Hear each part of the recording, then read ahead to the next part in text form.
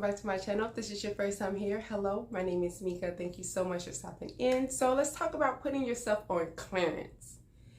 It is so damaging to lower your value just because you're tired of being alone, or you're tired of not having a job, or you're tired of not having friends, you're tired of not having something. So you discount yourself so that someone else can afford you. Let's put it this way. Let's be honest.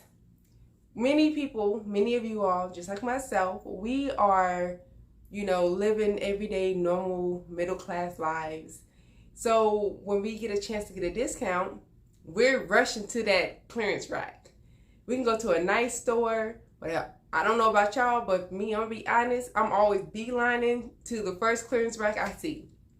I don't care. I could pass up so many things that I actually want or actually find that, attractive or I really like, just to go to something I can afford, because I know that I don't have to save for it. I can get it right now, and I don't have to, give up more. So let's say I did have the money for something a little bit more expensive, but if it's like, well, I'll settle for something a little cheaper, even if it's not exactly the style that I want, because it's cheaper. It's more affordable for me. Like, I might find a dress that I really like that's $35, $40, but on the clearance rack is only, I find nice dresses that it's okay, and I like it too, but not as much as I like the dress that's out on the floor, but I'll take the one that's $5. You get what I'm trying to say? And so, but when I do that, you know what I notice? I notice that when I do buy things on clearance, which is pretty much 95% of the things that I buy, but I notice that I don't appreciate those things. I don't respect it. If it gets a tear on it, if it gets a stain on it, or, even if I just wear it once and just throw it in my closet and don't even think about it again. But when I do spend some money on actual things that I really want, or things that I felt, in that moment I just had to have it, and I made a sacrifice and I paid more money for it, no matter what it is, I appreciate it a lot more. And if it gets a stain on, I'm taking it to a dry cleaner. If I'm avoiding ripping it, I'm putting it on carefully. It could be the same thing, and this is the funny part, y'all.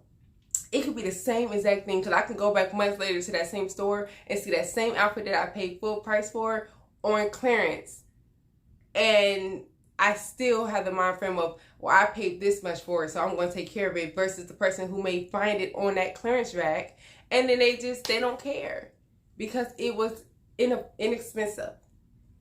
Don't let that be you. Stop being on clearance so that people can afford you. I'm not saying be ridiculous, of course. Some of us, we have some boundaries that are so high that it's like impossible for anybody to get over. But keep those boundaries, keep those values, keep those morals, and stop lowering them just so people can afford to be in your life. Because you want quality over quantity. And if you have too low of a standard, if you put that price tag on yourself that's too low, it's too low of a price to be in your life, to be in relationship with you, to be a friend to you, whatever it is that you're lowering your value for, if you put it low enough, a lot of people are going to try to take you up for the offer. They are, because you're inexpensive.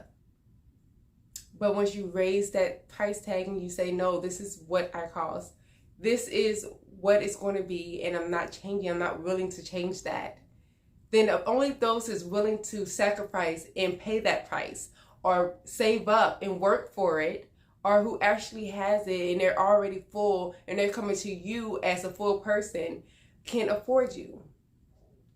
You see, when we lower our values, we are letting brokenness into our life.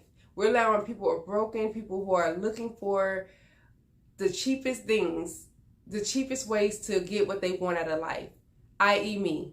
And, I'm just being real with you in this analogy, in this metaphor. I do. Like, if I may see something that I like, I'm telling y'all, I may see something I like, and I'll pass up on it just to find something cheaper. Or I'll say, well, I'll come back, I'll keep checking until it goes on clearance.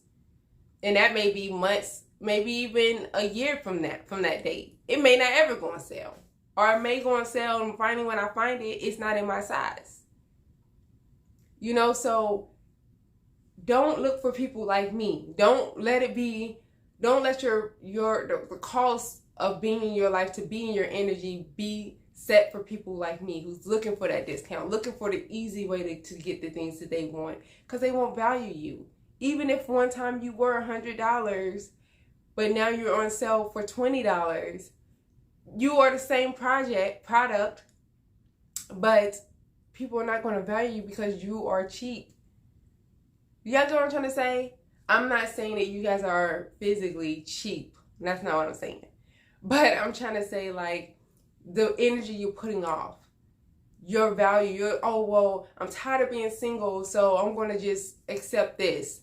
I'm going to allow this into my life now. I'm going to stop looking for this type of man or this type of woman, and I'm just going to go with whatever I can get because I've been single for X amount of years and I'm just tired of being single. I'm ready to go on the vacations and take the nice couples pics and be couples goals and get married and do all those things.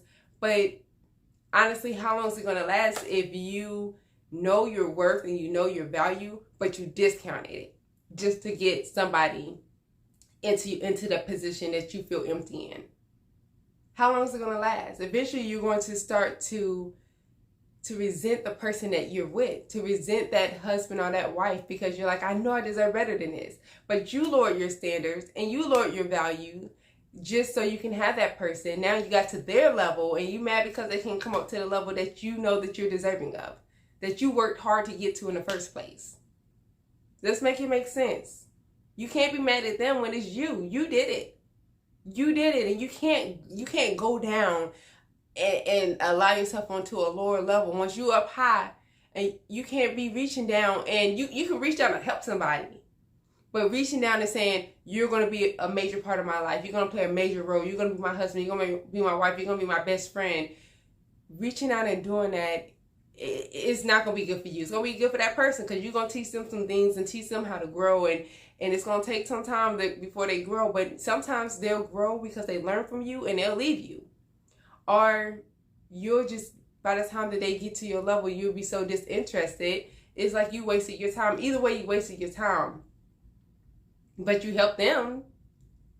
So just be careful when it comes to things like that. When it comes especially to you wanting to have some significant thing in your life or a significant person in your life. Stop lowering your value. If someone can't afford it, that's okay. That's okay. You just keep on loving on yourself until the right people or the right person comes along who can afford you, who is deserving and can afford to be in your life energetically.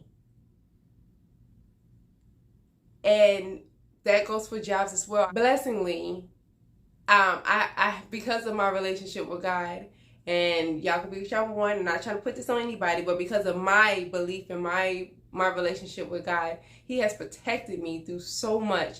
There's so many times I tried to settle for jobs and He would not allow it because He knew it was less than my worth. It's just, I was so desperate. I'll take anything. I'll make this amount of money that is nowhere near what I deserve, but I'll just take it because I have a child and I have bills to pay, and God would shut that door.